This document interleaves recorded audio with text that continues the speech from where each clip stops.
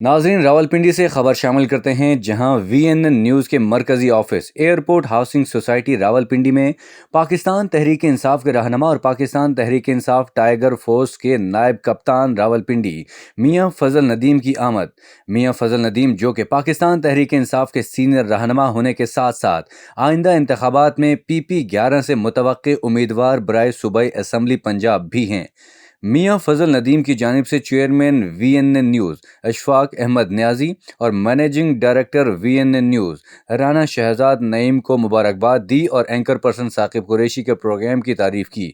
رہنما تحریک انصاف میاں فضل ندیم کی جانب سے وی این این نیوز کے افتتاح سے قبل ہی نیک خواہشات اور نیک تمناؤں کا اظہار کیا گیا، اور ان کا کہنا تھا کہ اشفاق احمد نیازی نے جیسے اپنے سابقہ چینل PNN نیوز اور دوسرے چینل ABC نیوز میں اپنی محنت اور لگن سے لوہا منوایا، اسی طرح اب مزید محنت اور لگن سے VNN نیوز کو اب بھی آگے لے کر جائیں گے۔ آخر میں میاں فضل ندیم کا کہنا تھا کہ میں امید کرتا ہوں کہ جلد ہی VNN نیوز کی نشریات کا باقاعدہ آغاز اور چینل کا افتتاح کیا جائے گا۔